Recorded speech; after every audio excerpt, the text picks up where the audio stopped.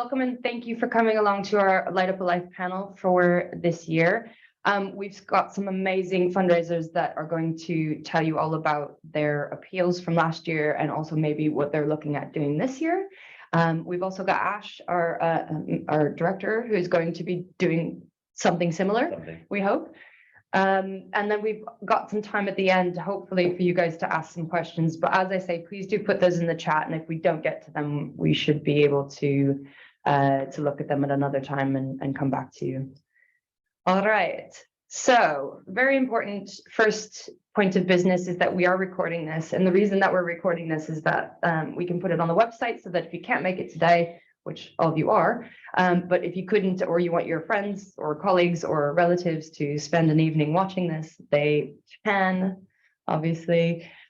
So if you've got any issues with that, well, you can let us know, but we've got all of the privacy details here, and it will go up on our website later on. All right, now I'm going to introduce our panel. Very exciting. So we've got Del Underwood from Nightingale House Hospice. Del, can you say hello? Hello there. There she is. Hi there. We've got Lorna McCafferty from St Andrews, who's going to be discussing creative. Good morning, everyone. We've got Ash, who's our MD, discussing proposition and maximizing gifts. Welcome to you, Ash. Good morning. And then last but certainly not least, we've got Roz for Hospice of St Francis discussing online and offline opportunities for lights. Hi, everyone. Wow. And that is our very esteemed panel. We are delighted to have you. Thank you so much for giving up your time to have a chat with us today. We really appreciate it. It might be a welcome distraction. It may not. It may be interfering with days, but here we are. All right. So first off, as I said, and this is kind of looking, I suppose, at last year.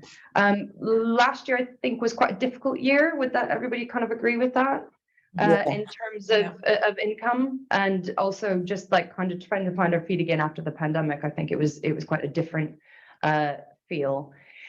So in relation to that, some of the questions I'm going to be asking, I suppose, are how did last year look in comparison to previous years? And I'm sure that everybody who's attending today will really want to understand that they weren't alone and maybe feeling less successful than previous years, in particular, obviously, the pandemic years of 2020 and 2021. So Del, first of all, we always start with audience here at Pebblebeach, and you very kindly said that you would like to speak about audience, which is great. So I wonder if you could just tell us a little bit about how you guys at Nightingale House choose who you're going to mail for lights each year.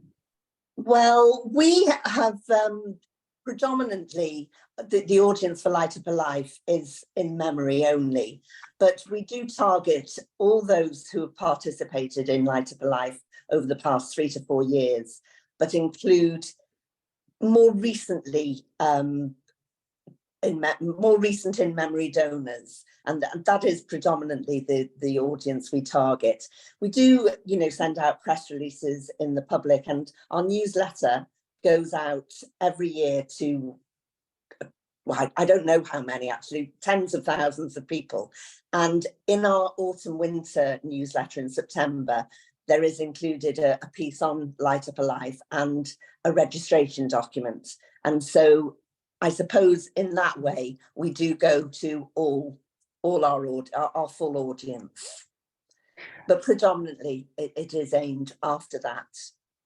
So Del, so you send out like sort of more of a special thing to the people that you're talking about, the in-mem people and the sort of general audience. Mm-hmm. After the newsletter has gone out, about 3 weeks later, we do a direct mailing, and that goes to everybody who has participated either last year or in the 3 years prior to that.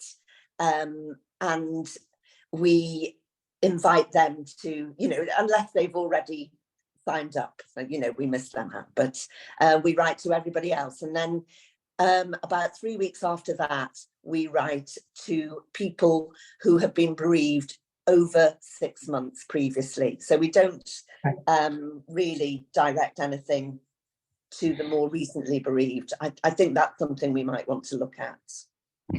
And do you, so for that list of the people who've been really bereaved over 6 months ago, do you ask them for money?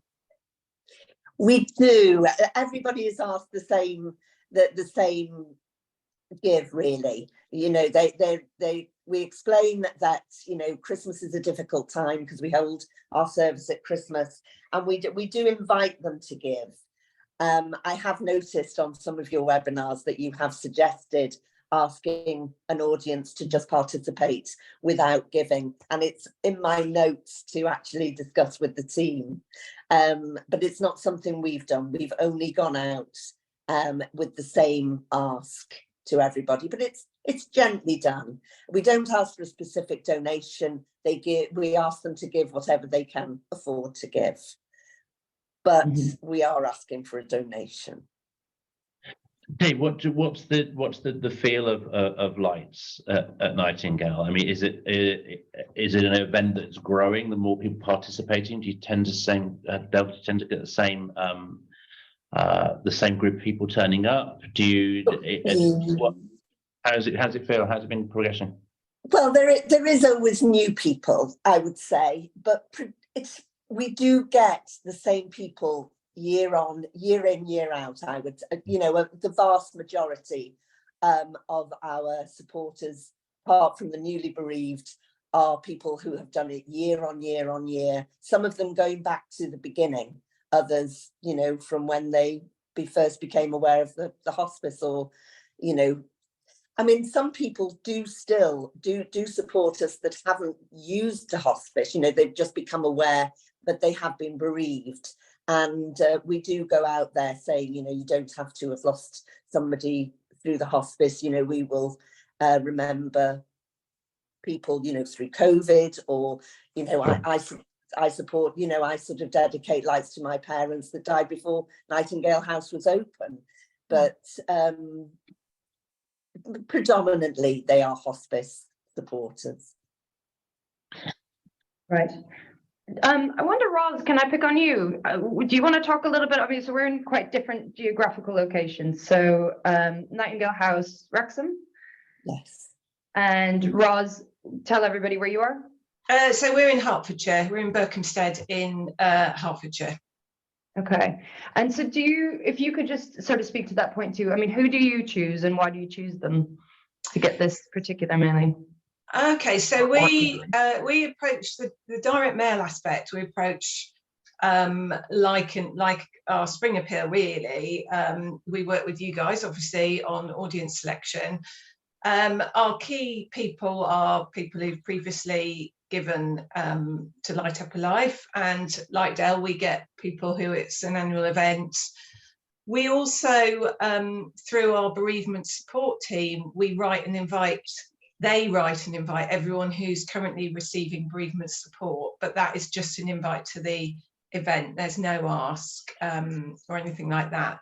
And our practice here at the hospice is that people who are on the current bereavement support list do not receive any fundraising appeals, because we've had feedback they find it quite distressing with the patients' stories. So the bereavement support clients will get an invite from their bereavement support lead, inviting them to come along to the event.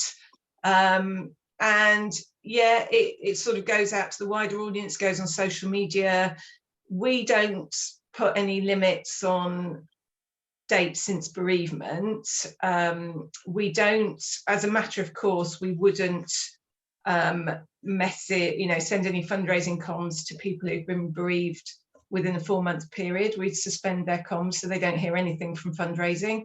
But, you know, last year at the live event, we had a family who'd literally been bereaved 6 days prior coming along. They'd heard about it from one of the inpatient unit staff and they wanted to come as a family. So I think for us, we sort of very much leave it up to the individual.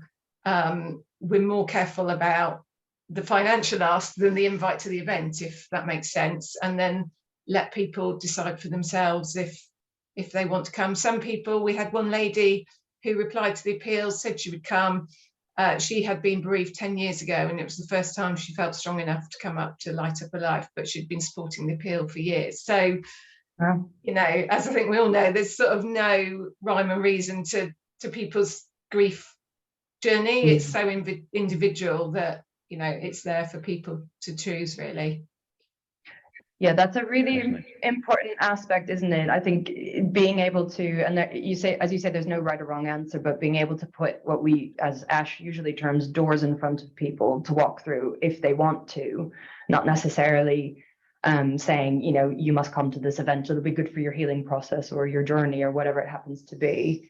But I think it's a really important point, Ross. And I think, and Del, sorry for bringing you D earlier, I can't remember writing.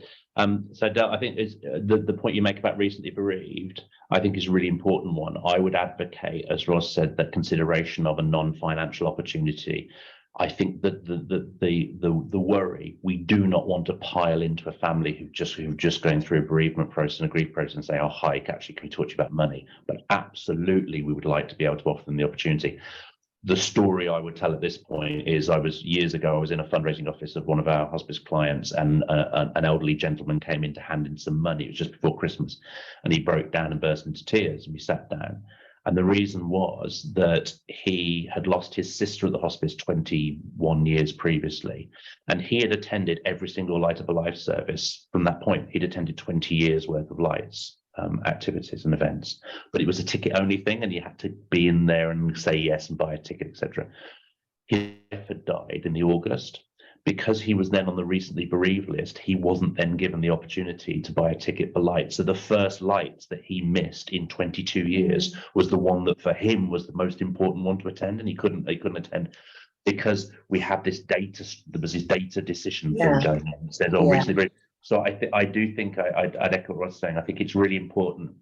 And Ross, the other point you made about, you know, the lady that took 10 years to find the courage and the strength to be able to turn up and take part in it. If we make decisions on behalf of people about what you are and aren't allowed and what you are and aren't capable of attending, well, you know, we're taking that responsibility, that decision away from them. I don't think we're in that job. I think, however, we have to be reasonable in, we have a certain budget and we've got a certain thing. So, Del, as you're saying, reaching out with your newsletters and just promoting Light Up a Life, absolutely right, because we can't do the bespoke focus thing for everyone, can we? No, but to be fair, we do things slightly differently in that our bereavement support team have services that there is no ask, and they invite every person who has been bereaved to special services, but they're throughout the year, and ne'er the twain shall meet. We don't sort of interact with them with Light Up, but maybe we should. Maybe we need to look at crossing over a little bit more, because we really do want to be open to everybody, whether Yeah, I think it's absolutely right, and I've been in a number of situations where there's been a kind of a bit of a gap between bereavement services and fundraising, and maybe a little bit of suspicion from one to the other about why are we wanting to charge in there, as are we trying to put a really hard ask in place? And it's not that at all. It's being able to allow us to use our ability to communicate and share information with a large audience to give their team the opportunity to engage with more people in a more effective way. I spotted the wonderful James Millen in the audience earlier. Hello, James, it's been a long time. One of the things that St Barnabas down in Worthing do at their lights, or certainly have done in my experience, was invite people attending lights to bring along pictures and little notes or memories or words or something they want to do. And there is a display wall where people turning up can actually pin notes and pictures, and the bereavement team are there as part of that, because it's somewhere that people can gather afterwards to look at the shared memories, and the team are then there to support them. So lights itself is, you know, it's a bereavement. I'm sure we've all been there, and the moment when the lights are lit, or the lights are turned on, or we light the candles, or the lights go down, or whatever it is, it's powerful. It really is powerful. And so Del, I think you're absolutely right. It's that working together, we're all trying to achieve the same thing, are we not? Absolutely. We just have an ability. Yeah.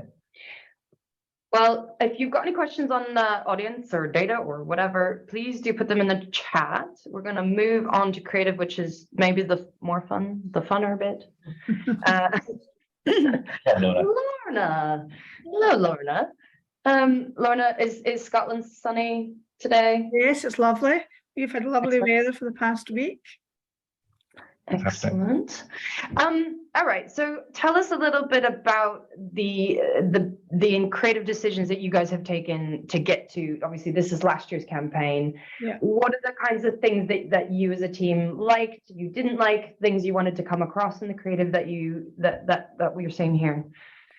Well, we revamped our Light Up Alive. We worked at Pebblebeach in 2020, and I would say we've added a lot of creativity. We've got a Light Up Alive badge. We also have, we're now using a digital online tree as well, which we've never had before.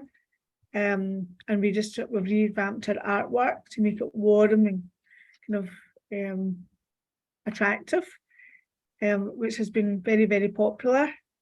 We've also created for the first during COVID, we started to live stream our services, which we'd never ever done before.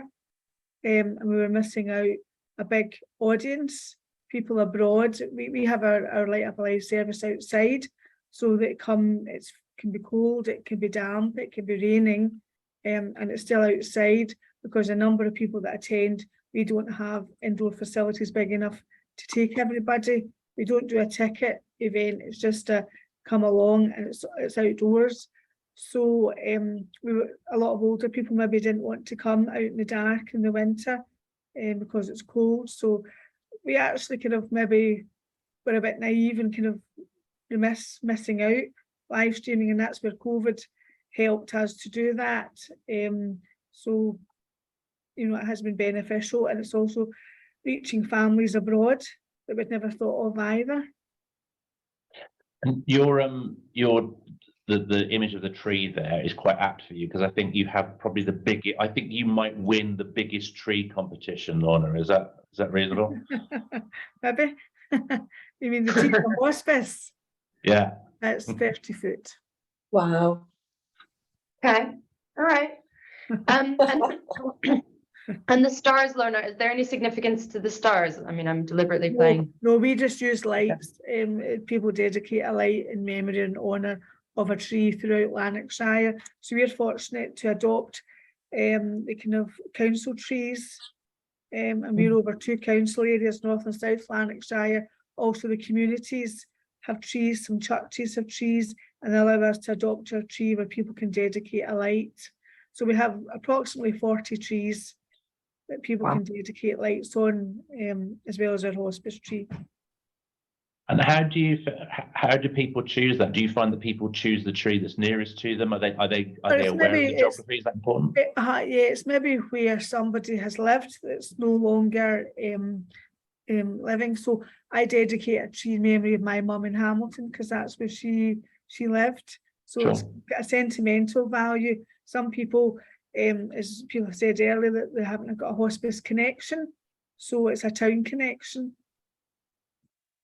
And in terms of the creative, I remember, Lorna, when you and I first met and we looked at Lights Creative, I think I'm being very gentle here. I mean, it was lovely. It was very you, but it was quite almost like an administration approach in terms of the way that it was laid out. The form was the most important thing there, wasn't it? Yeah. There was no warmth in it. It's quite, and that's actually probably what we see a lot of times, because there's so much information that you need to gather, isn't there, to be able to do the events in the most efficient and easy way for your teams. So that form is quite important.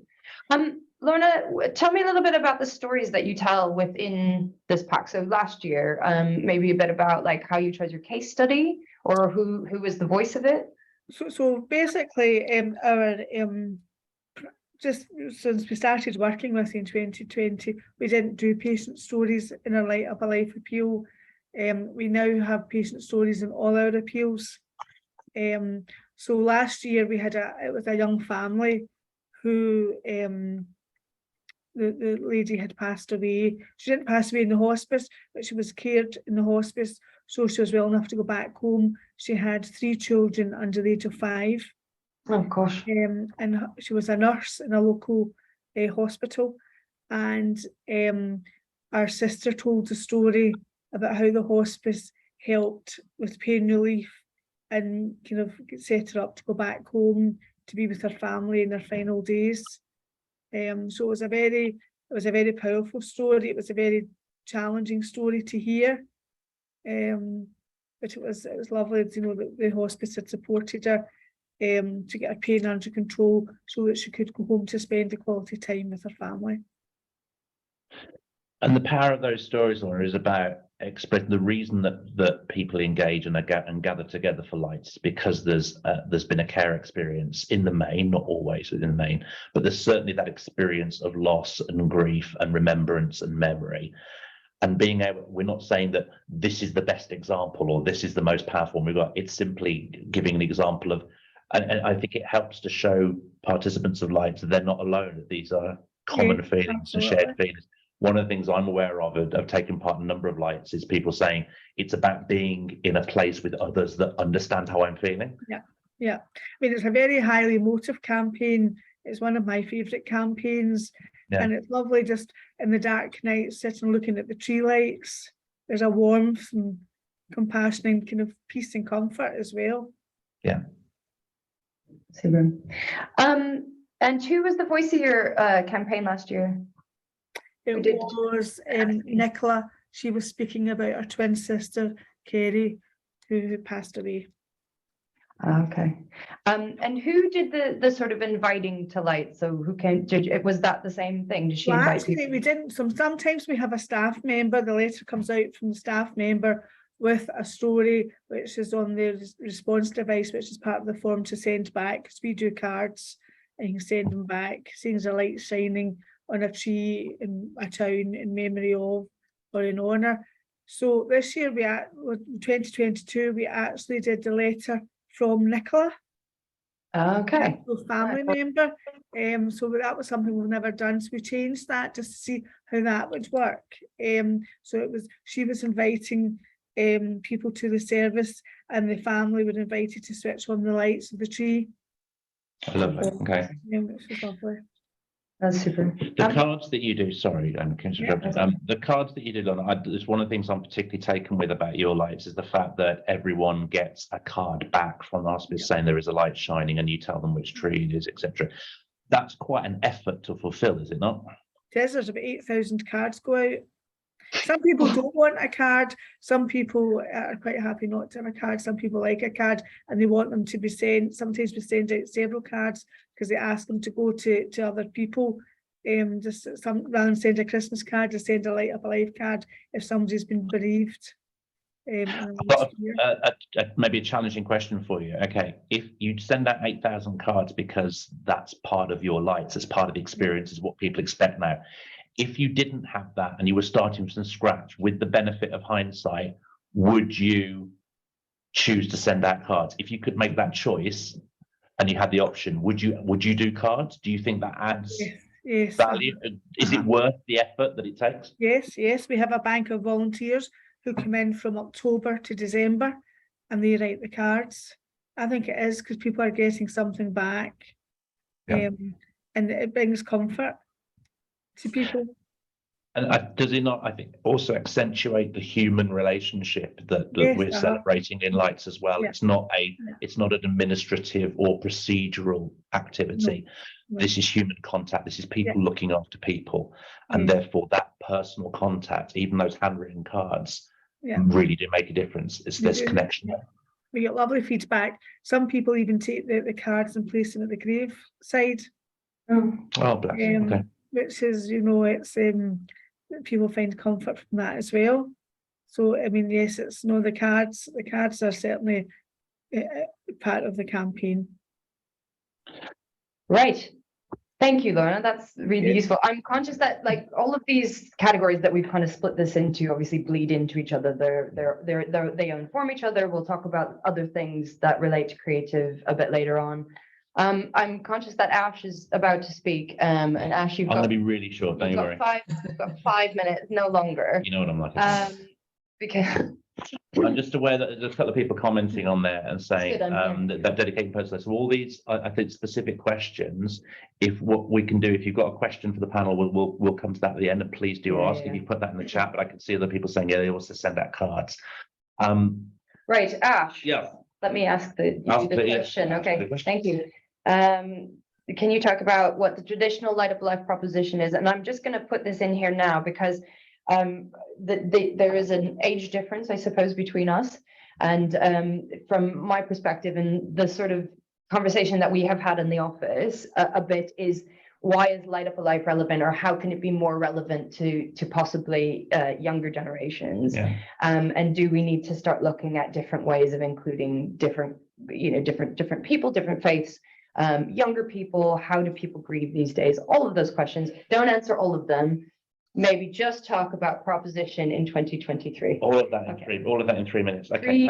2 minutes now. I think that, yeah, it's I would separate that out into two things. First of all, what is the proposition when we talk about proposition, the proposition of engagement with lights, of this being part of something? And I think that Lorna, you were absolutely bang on when you talk about streaming and you talk about live streaming the event, and you give people, again, I talk about doorways a lot, don't I? I say that, how do we give people the opportunity to do the thing and to engage in the thing we want to engage with in a way that's right for them, at a time that's right for them, and at a cost that's right for them as well.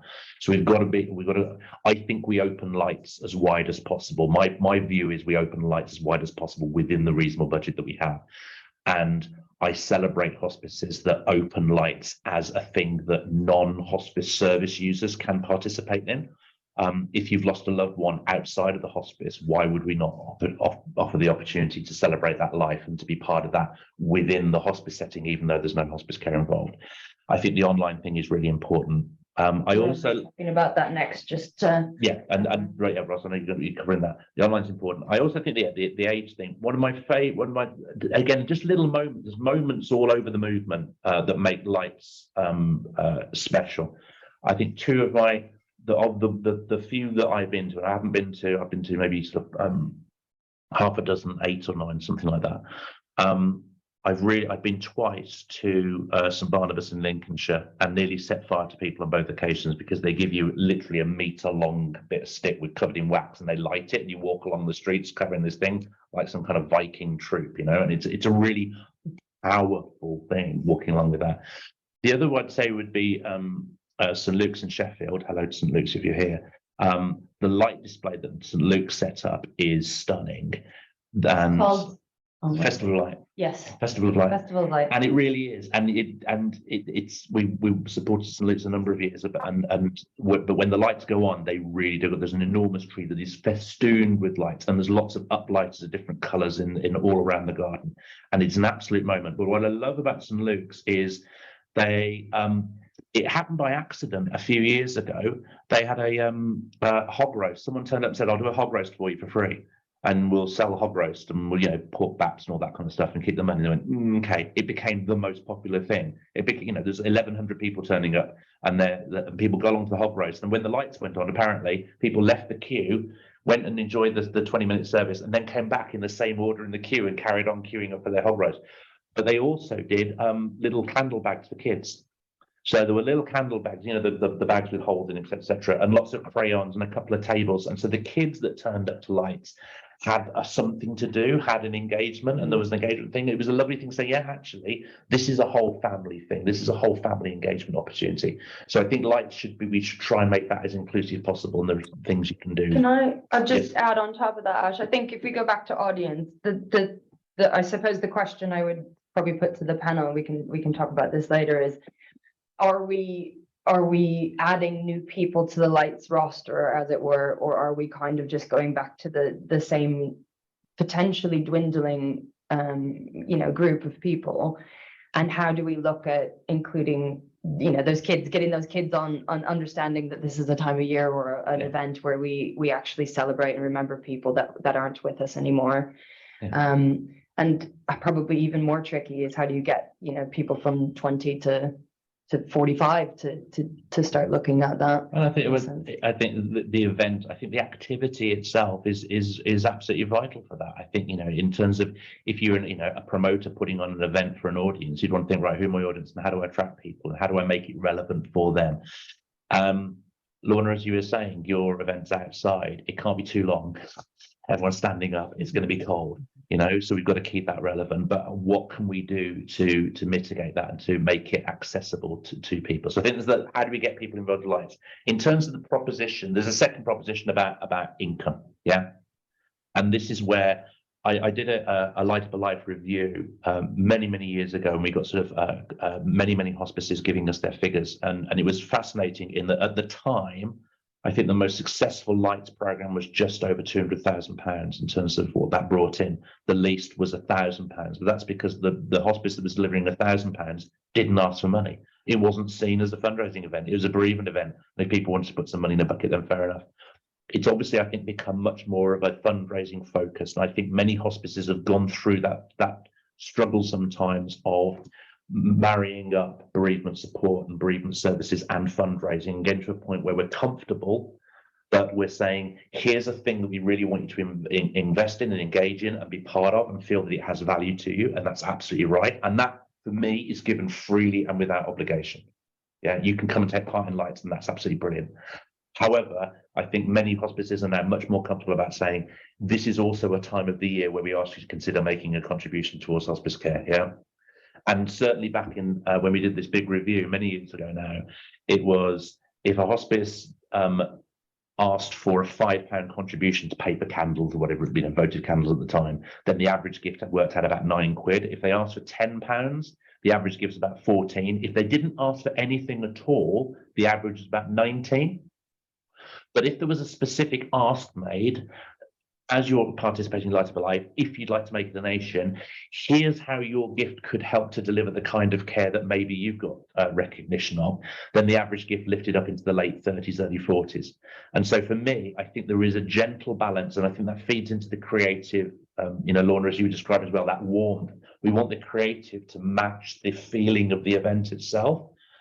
But I think it's we have to be clear and precise and focused in saying, we do encourage you. You don't have to, in my view, but we encourage you to make a contribution that delivers the kind of care experiences that, in a way, we're all here celebrating in this event, in this activity. Here's what it costs. And for those of you that work with us, you'll know that there is never an appeal that goes out with a kind of whatever you want to give, ask. It's always, let's talk to you about the cost of IPU care. Let's talk to you about the cost of hospice at home or community. Let's share with you the reality of what it takes to deliver wellbeing services or day therapy.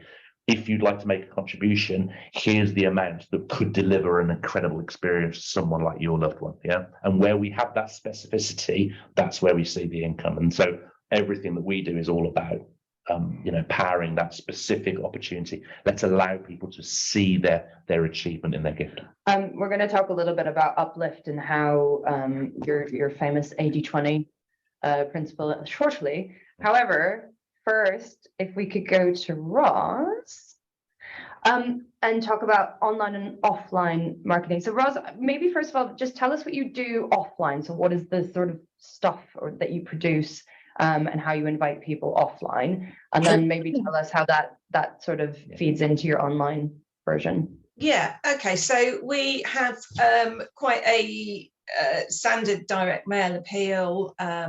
It's our voice of Light Up Life, if you like, is our head of spiritual care at the hospice. So the letter comes from him and has done for the past 4 years. He is the person who heads up both the online and offline event, the live and the virtual event. And for a lot of people who've experienced care, they will have come across Ray. He is frequently mentioned in memory donations. So he is a really important figure to patients' families. So it feels absolutely right. He completely plans the events and decides what goes in them. So he is the face of the appeal. We also have a patient story. If there is a family happy to do it, ideally it's someone who is facing their first Christmas without a loved one, because that's powerful. But obviously, it's not right for everyone to tell their story. Patient stories is one of the trickier areas, I think. We find it quite difficult to get the timing right. People need time. It's a balancing act for that. So that's the online. And then, as I said, the bereavement support team will write to their clients and invite them to the event, but there is no financial ask. It also goes out virtually, e-newsletters, there's a sort of blanket invite, and social media, etc., etc. So that's sort of how we reach people. In terms of what we actually did last year, we had our first live event since 2019, which was very exciting. It was up at the hospice. We reckon we had about 260, 270 people RSVP. So that was about in keeping with what it had been. On the actual day, there was probably 50, 60% came, and this was partly of our making. It was during the really, really cold spell. We are outside.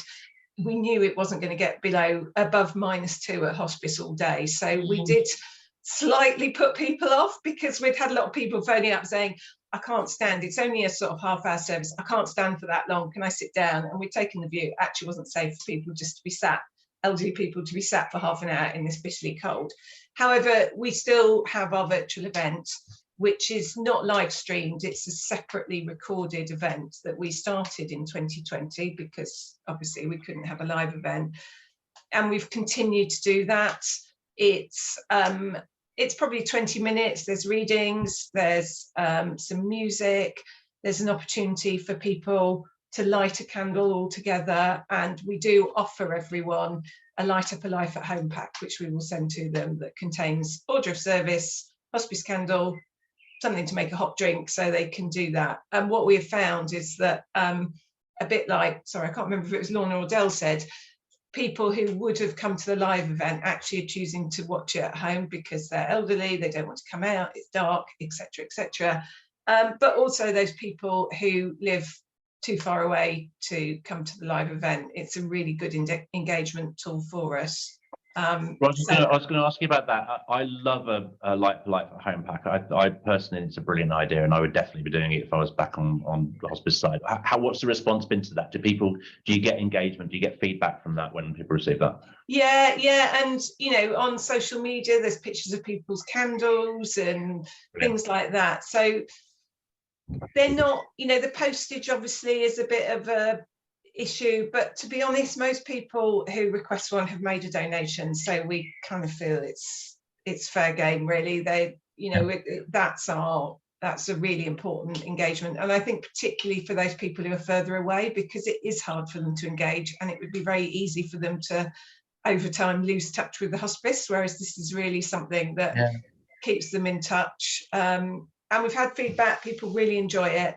It's relatively straightforward to do. It's, we follow a similar pattern now, so it's not a huge amount of work, and I think it's really important.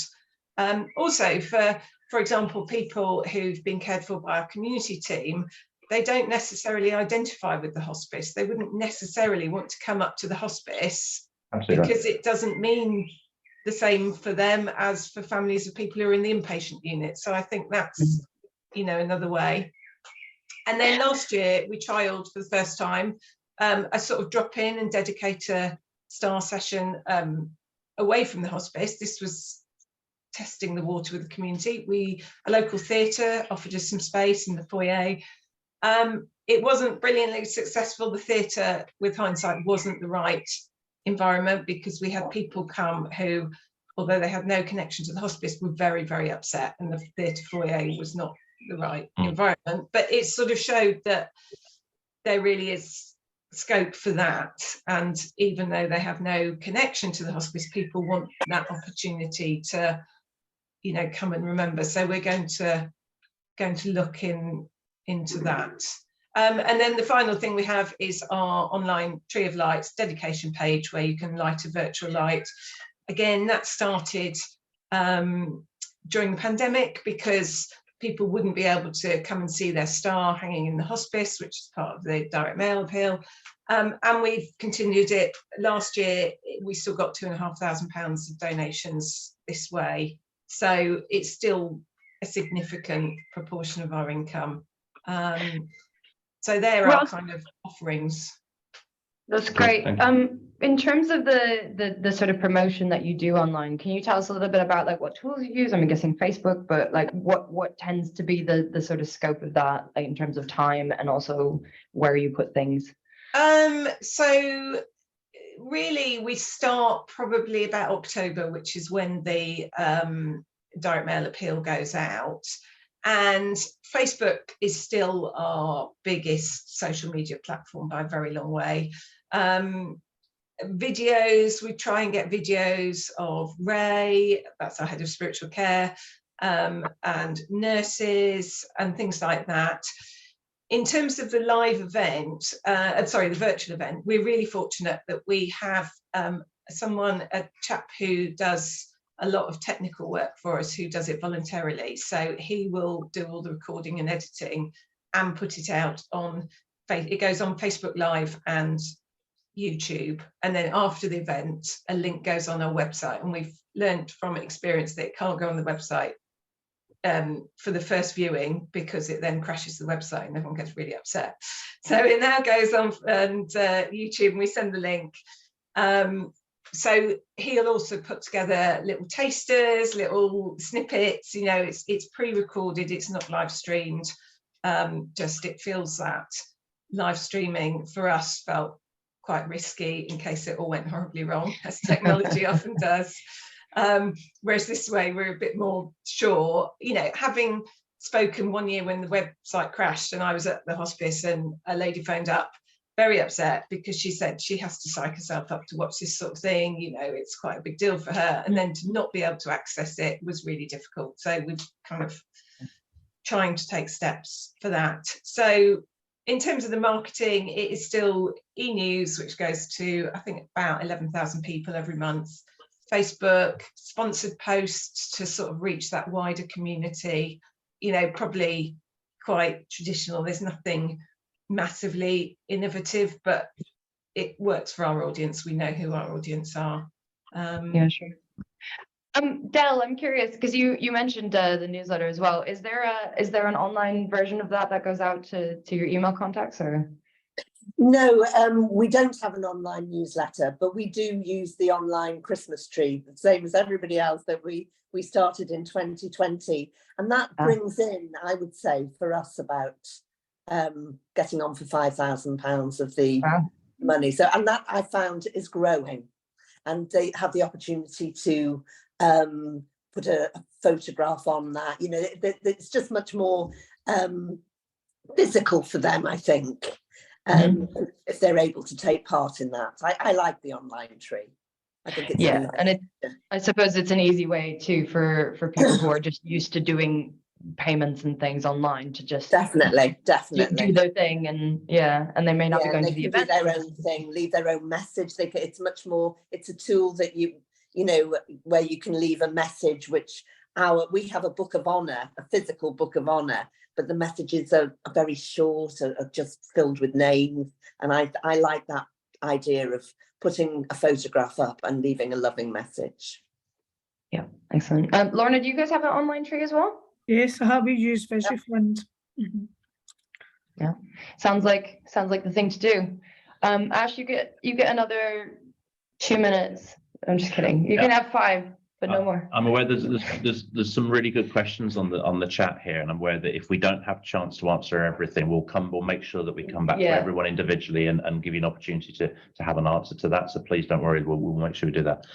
So this slide essentially, or your purpose here, is to talk about, I suppose, the ways that we potentially uplift, or we look at uplifting response, but also maximizing that sort of top 20%, how we, you know, your best donors to Light Up Life, the people who do it every year and maybe significantly, how we want to treat them in the year to come.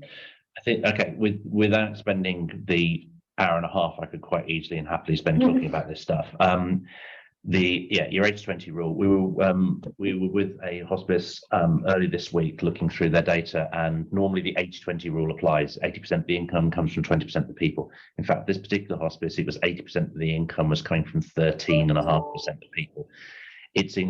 there is a very small amount of people, and when we do our data modeling for Light Up a Life, what we find is that those people who have made multiple gifts, those people who've made recent gifts and previous Light Up a Lifers, it's a very tiny 2 or 3% of the overall hospice database, but they will often account for something like 50 to 60% of Light's income.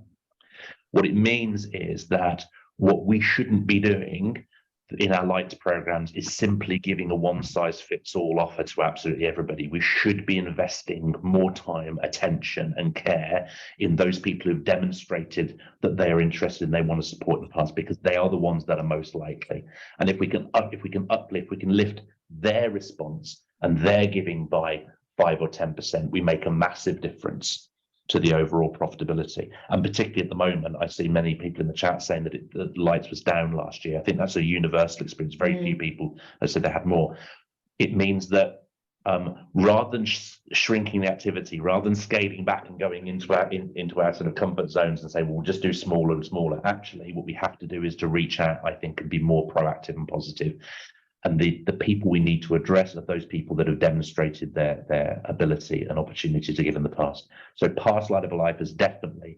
So if we're delivering a campaign where we're delivering different copy elements and different copy sections to people that have given to Lights last year, given to Lights in multiple years, given to Lights 3 years before, making sure there's a specific conversation. We're also bringing in the specific asks about here's what care costs, etc. The other thing we're doing is focusing on the higher value audience as well. I think Lights is one of the really interesting bits of uniqueness to hospice fundraising, in that we have our major donor programs and we have our little IMO programs, etc. The point of Lights is the meaning of our activity and our event is exactly the same to the millionaire as it is to me or you or someone down the street who's giving their last fiver.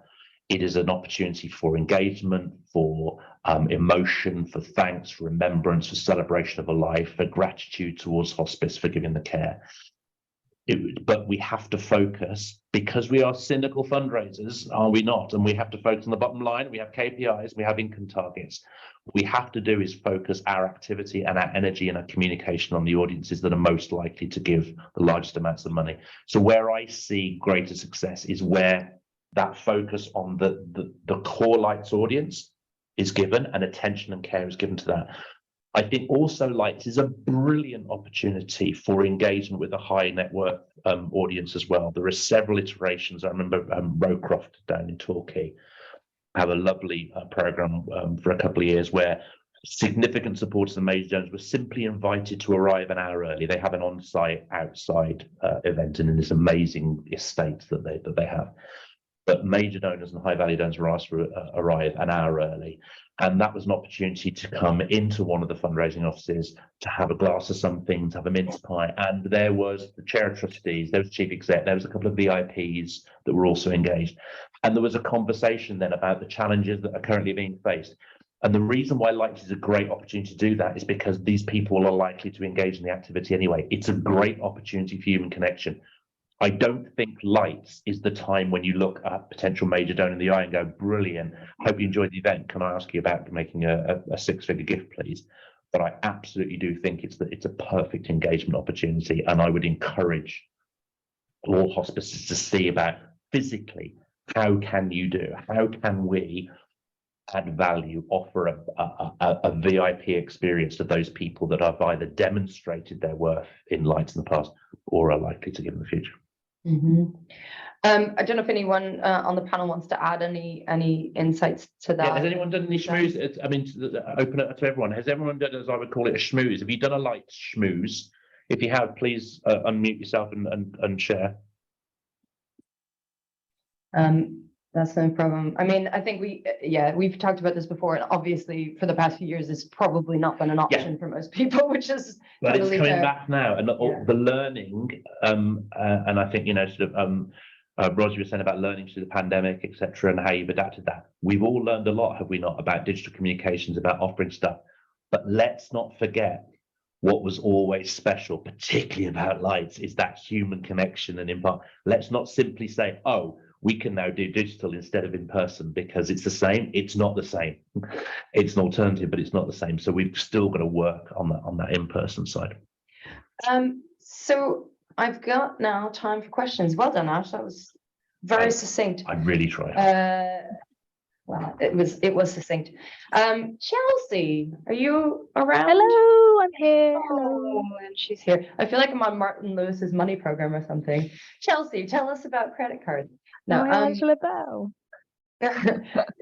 I don't even. Yes, you are. So we see we've got quite a few questions. I think the best thing is just pick a panel member and see if they can answer it. Who wants to take? Well, I've actually obviously made a spreadsheet and I've logged them as when the questions came through, so I can match them up with this panelist. Okay, great. I'll actually start with an overall question because we've had quite a few come in that are kind of for everyone. So one came in from Hayley. How do other hospices find getting buy-in from their bereavement support team? Do they support, help invite people, or attend on the day? How important is it for you kind of guys as a panel in general to have your bereavement support team there? Yeah, we do. We've worked quite hard with our bereavement support team. We've got a really good relationship with them now. So they send out the invites to their clients, and on the day there are, I think this last year there were 3 of them there.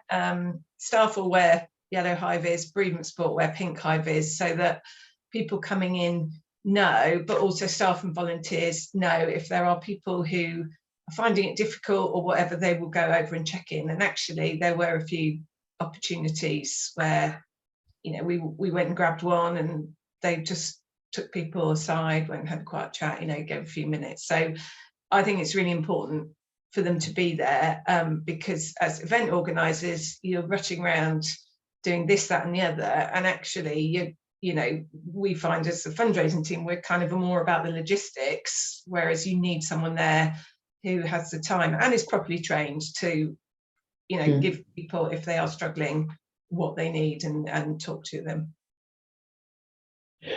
The reluctance, Ros, and the work that you've put in, where did at the start of that journey, where was that reluctance? Where's the tension, do you think? I think Light Up Alive, you know, both here and in previous job, there is always a tension over the event, because actually what is the event? Is it a fundraising event? Is it bereavement support? Who's got the capacity to organise it? Well, at Christmas no one really has, because we're all frantically busy. So, you know, it was just a sort of feeling the way. And I think, Ash, like you've sort of referenced, a slight worry on bereavement support that fundraisers are going to wade in and start rattling tins in front of recently bereaved people's noses, you know. So actually it was just sitting down, having some good conversations, some planning, agreeing what was going to happen. And, you know, I think we're just really lucky here. We've got a great bereavement support team who are really open and really, you know, we work well together. So it's all come together, and it is very much a joint effort, the event, you know, not the direct mail appeal, but the event itself is very much a team effort. So that works really well. Anyone else want to weigh in on that? I mean, I think what you know, you have Ray, so you've mentioned Ray, who is I think not called your chaplain, but something similar. He's head of spiritual care now, so whatever spiritual care people want, he can, you know. So it's about, I suppose, bringing all the people who have a stake, or all the shareholders who would find that particular event important to have a say in how it's, you know, in possibly a slightly limited way, but and a lot of the nursing staff, a lot of the clinical staff will come. So our head of care is always there, head of IPU is always there. And I think, you know, we have just one live event and it's at the hospice. So it's a lot easier to put the word out and say, please, will you come along? So actually, you know, the clinical staff will often recognise families and go and talk to them. And, you know, the clinical staff want to come along as well to remember their patients and things like that. So actually, we get a lot of support on that side. You know, there are a lot of people there, either in a formal capacity, bereavement support, or informal, coming along in the audience. So I think people who want to talk or who need that space are pretty well looked after, actually, because the staff do support the event. I think the experience, I've a number of occasions I've been asked to facilitate a kind of meeting between fundraising and either bereavement support or clinical leadership, etc., where there is concern and nervousness about we're going to charge in with our size 10s and start asking everyone for money. And I think it's that communication that's absolutely vital. The understanding that the point of fundraising is to support what they do, support what the clinical team do, and we are all one team. We are all part of the care team, but we are also all part of the fundraising team as well. And just talking and getting rid of some of the myths. And for me, again, my experience is that offering that non-financial options, fundraising, offering to provide a really lovely, well-written, well-designed, easy to use physical piece of information or virtual piece or digital piece of information that bereavement can then pick up and use without worrying that there's an ask in there that helps them. That's broken the ice on many occasions, I think. Right. Chelsea, over to you again. I think what we'll do, we'll take questions for another like 10 minutes or so. Obviously, if you need to go off to a meeting, that's cool. This will be on our website, as I say, so we'll obviously keep recording, so you've got that. Chelsea?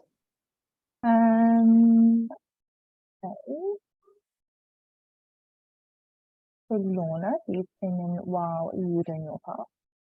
Did you see an increase in income or participation in the event when you used a case study compared to years when you haven't used it? Yes, we did. Short and simple, love that. There you go. Right. That's the best answer to that. Pick that one up. And then someone asked more about your dedication of on specific trees in your community. Is it a specific light? How do you kind of handle that? Things like a lot of moving pieces. Sorry, what was the question? Sorry, about your trees around your community. So not the ones necessarily like you've got your big tree in the hospice, but then you've got other trees you mentioned that people can dedicate lights on. It kind of varies, but yes, there are. I would say possibly the hospice trees more popular. However, they are all utilised. All the, every tree has got a dedication throughout the towns. And can people dedicate specific lights, or is it just the tree? And do you have any personalisation? We don't name the lights. They just choose. We just pick out a light on the tree, and that's their light. And do you have anything physically on the tree that shows that it? We have banners on all the trees saying that this is for Light Up a Life. But we don't put names on the trees. There's too many lights. But that's lovely marketing as well, though, and awareness, isn't it? The fact that you've got all these trees around the community with the message on, with the brand on as well. Yes. It just share how that's a really they're all great branded. Yeah. Wonderful, thank you. Ash, this actually came in while you were speaking. Do you know what St Luke's put in the bags for the children? If you don't, what would you suggest to put in the bag? It was the candle bags so they're little paper bags like to take away food paper bag about sort of, I don't know, a foot high, something like that, but they've got holes cut in. So when you put a candle in the middle, the light shines through the holes. What they do is and again, I'm saying this from a few years ago when we're working with them, and I thought it was just brilliant. They had little art tables with crayons and pens, that kind of thing. So the kids would go up and they would decorate their bags. And there were bags with, Nana written on, or little colours, or dinosaurs, or flowers, or whatever it was. Absolutely brilliant. But they were all brightly coloured. And then those bags were collected forward and they were placed at the foot of the big tree that was lit up in the grounds. And again, it was just a really great way of engaging the children audience. So it really signified that it was a family event. So, and the bags, I think they actually asked for a £5 contribution for the bags from memory, and then the kids could take the bags home at the end. But there was a candle, so the idea the kid was helped to place the candle. And so what I really liked was it keeps the child occupied during the time, and so you're not distracting away from a parent who might be going through their own grief, sort of thoughts and processes. But also, it starts to normalize the grief process for children, particularly younger children. Anyway, I thought that was a really great way of actually, showing of allowing the entire family to take part in life. Just a note on these are very specific candle bags. They're not just like paper bags. Oh yeah, they're the ones. Yeah, sorry. So they're Are they waxed? They're waxed inside. Yeah. So they're flame proof. Yeah. chills. Del, one for you. Oh, You hello. mentioned that you have a virtual tree. Did you, with your introduction to a virtual tree, when did that come in? Was it? We did that in 2020. During COVID, we'd had an online platform where people could donate, but it was just, you know, it wasn't Ticket Tailor, but it was that sort of thing. I think it was Hospice Heroes, but we wanted to make it more visual. And so we found a tree. I think it's, am I allowed to say who we use? Yeah, of course. Yeah. Yeah. So we used a company called VisuFund who offered a free of charge choice of different trees, and you know, there was a limit to what lights you could put on it and everything like that. So we started with them, and we have stayed with them, but you can actually have a bespoke, you know, with a tree in the front of the hospice, your own proper picture of your own hospice, and make it more personal. We haven't done that yet, but I would like to go down that route because it is a growing market, I think. I've definitely seen some great examples. A few of people that I've worked with in the past for like have had their picture of their hospice with their tree, Yeah, and it absolutely. they filled Whereas the tree up and have had to get multiple. Absolutely. Whereas we just use a tree. I think it's in a little forest, but we try and use lights rather than stars or anything like that, because that ties in with our actual event, because we have a 22-foot, we don't quite make St Andrews, but a 22-foot tree outside the hospice, at the front of the hospice, fully lit. Our whole hospice lights up, you know, when we've got cherry trees in the gardens as well. So we were just trying to sort of tie it in, really, but better done if you can do a bespoke one, I suppose. Yeah, the lights are nice. They're quite interactive as well, aren't they? When you shine They over and it are. comes up with pictures and notes. And it's Absolutely, really and being lovely. able to leave the messages. I think every single person, they don't all add a picture, but they do add a loving message, and I think that helps. And this year at the hospice, we actually did away with our Christmas cards, which was a really big step, and it gave me almost heart failure. We offered instead a heart-shaped gift card, I suppose, but that you could write a message on and either put it on your own tree or bring it to the hospice. And we had a Christmas tree indoors where people could write a message and add a heart to the tree, and that was really popular. And I think we're gonna build on that this year. Del, I'm curious, so do you think that having the tree, are you seeing more income from that combination of direct mail tree, or do you think people are not responding to the direct mail and then doing the tree instead? Or no, I think it's additional. Okay. But it's predominantly it's our direct mailing that is still bringing in the donations. Yeah. I think. Can I just ask a point? And there's a couple of people just talking. There's a bit of tree off going on here about trees, which I love. I think we should definitely have like the best tree competition. Oh, we should.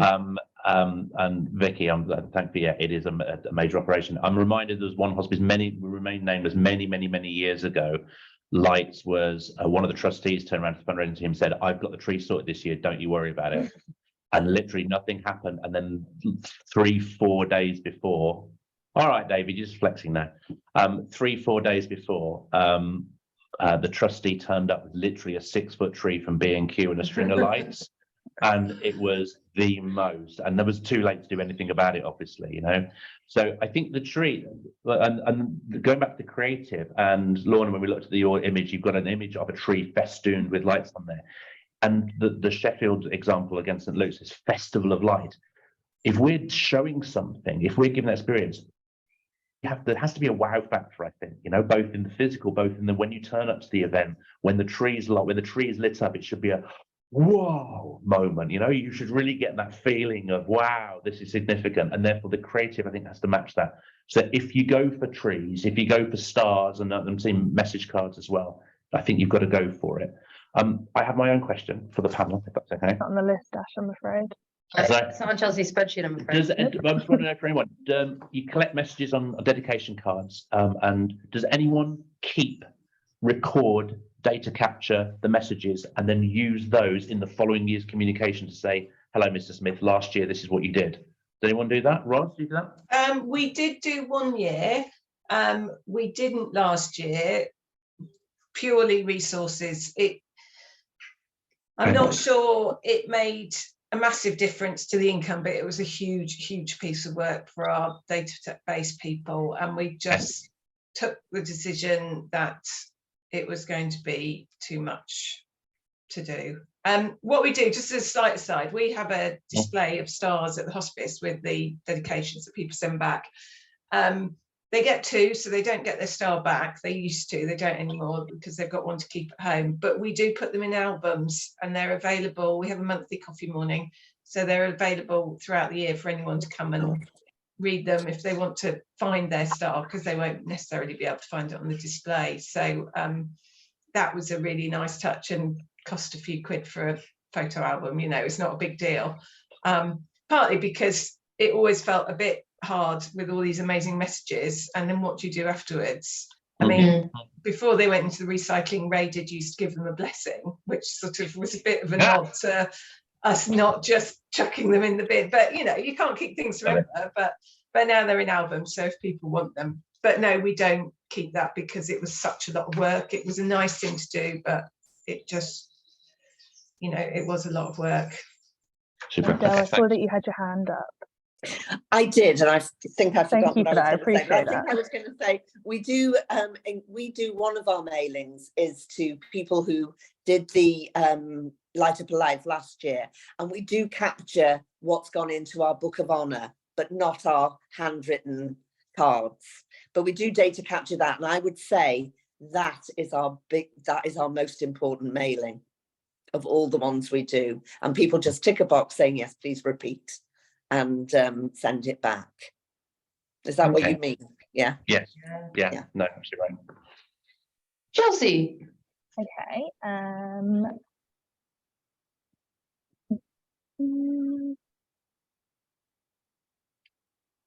Okay, here's a live question for everyone. Light of Life can be linked to religion. Obviously, it's normally at Christmas time, and sometimes it's held in the church. Have you made steps to differentiate Christmas and kind of Christianity and Light of Life, and how are you working to make it more inclusive of other religions? If you anyone Wants can to answer that one. tackle that one.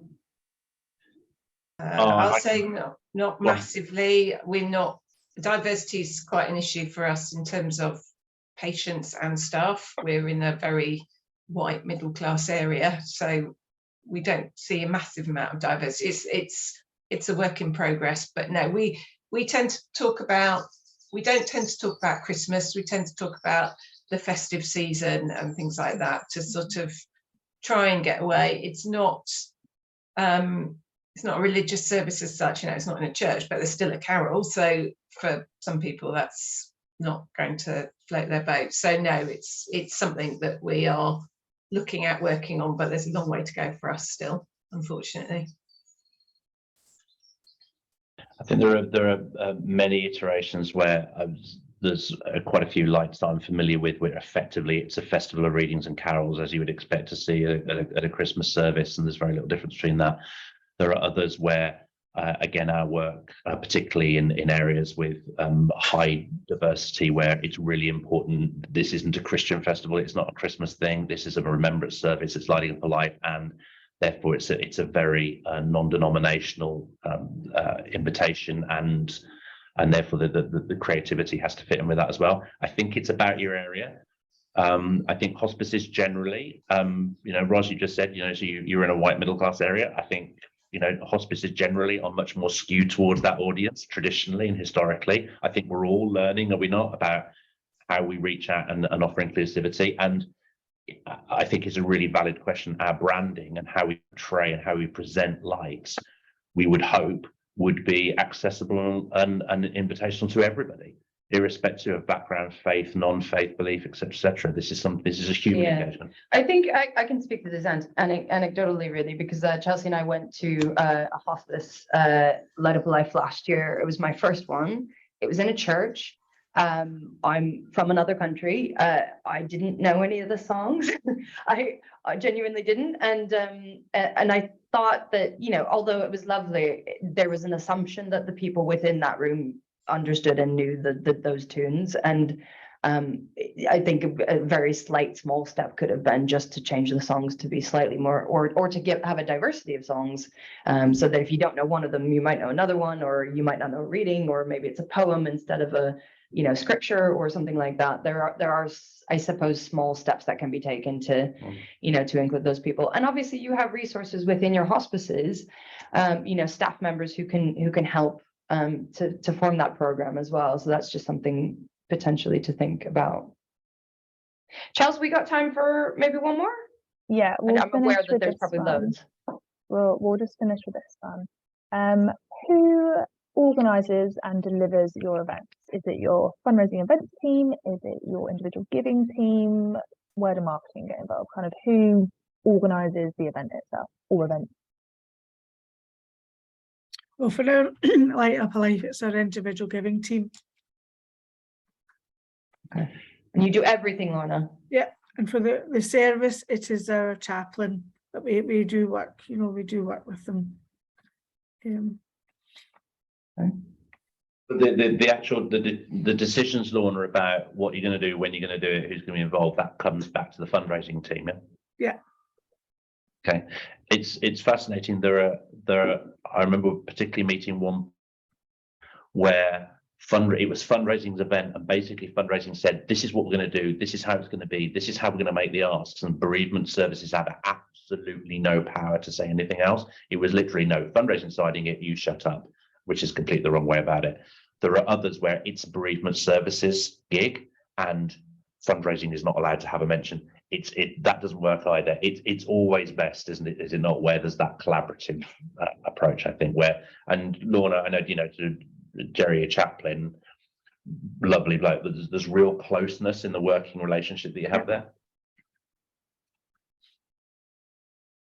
Ross, who decides? Well, we sort of have it's always a work in progress, but a kind of cross hospice group, really. So it's fundraising, comms, spiritual care, and bereavement support. So I lead the whole wider campaign. Obviously, as individual giving, the direct mail appeal falls with me. As of last year, comms took over the virtual event, but Ray is very much in charge of the content of the events. They are his things, and he knows what he wants to say and so on.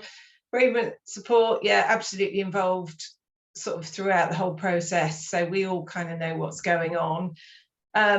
The event itself logistically falls with fundraising because everyone feels that we're best at organising events. It's always a bit of a sticking point. And as a team of one individual givers, which is me, you know, we are looking at it because, for example, we did the big give last year for the first time, and there are only so many hours in the day at Christmas. So as with everything Night of Life, it's a balancing act between expenditure, income, who does this, who does that. You know, it's always discussions to be had. So it's not set in stone who's doing what this year, but that's what we've done in the past. And Del, how about you? How about at Nightingale House? Del is on here, but she's muted. You're gonna have to unmute her, Amy. Oh, I don't know if my expertise is that. I can't see Del on my screen, I'm afraid. Sorry, am I There back you on? There you go. go. Hey. Okay, sorry about that. At Sorry. Nightingale House, the campaign is run by myself as an in-memory giving fundraiser with help from the team, but the service is very much a joint effort between us and the chaplain, and we try to be to give a non-denominational type service so that it's open to everyone. Great. Does that help? Yeah, absolutely. Thank you. Thank you so much, Roz, Del, Lorna. You guys have been really fab. Ash, you all right? And so I just wanted to put this up here. I should have done this before the questions and then everybody would have had access to it. But the panelists today have been really, really kind and said that we can include their contact details in our sort of follow-up email. So we will allow you to contact them if you have like some more specific questions for them about their events and everything like that. So thank you guys so much for doing that. We really appreciate it. At Pebblebeach, we're doing a Light Up a Life survey, and we are going to produce a little one sheet, which will hopefully be helpful to you. We've already had a pretty good response to that, but again, we'll send the link to that. It's not a long survey. Please do fill it in. It just gives everybody, I guess, the wealth of knowledge that everybody else is able to provide, and give you some context for maybe what happened last year and what you could think about doing in this year's campaign. As usual, we're here if you want to just have a chat, like that's totally fine. Please do give us a call. If we can answer your question, we'll come back to you and do that. But please, in the meantime, just email us at hello@pebblebeachfundraising.com if you'd like. I've got on the next slide, so don't worry. Equally, go and talk to the Hospice Income Generation Network. Check out our website. I'm pretty sure they've got some case studies and resources there if you need them. And they're always, again, really willing to help. Obviously, we do campaigns and appeals, but sometimes we just do things like data, we do copy, all that kind of stuff. This is not our sales pitch, but it is. Please do come to us if you just want to have a chat, and maybe maybe someone's left the team and you need some support this year. That's totally fine. Equally, we can do everything if you would like. That's our email address for questions, anything. We'll be sending sort of a follow-up email to this once we've got this webinar on the website. And hopefully with news of upcoming webinars, I think we have talked about sort of a state of play fundraising webinar that we're looking at maybe doing next. I know that everybody is really keen to talk about what's happening with individual giving, maybe see what other charities are focusing on while individual giving seems to be down. And so that webinar would address that. And then I think we'll have a Christmas one. Christmas in July, maybe. I don't know, again, because why not? That's pretty much all from us. I just want to say another huge thank you to Rosalind and Lorna. You guys were fab. Thank you. Thank you very much, guys. Thank you very much. And we shall be in touch very soon. Thank you for coming on. Have a wonderful day, guys. Good luck with your lights this year. Please let us know if you've got any questions. And any questions that weren't resolved, we'll make sure we come back and deal with those and we'll contact you. Yeah. Have a fabulous day. Thank you very much, everyone. Happy Thursday. Take care now.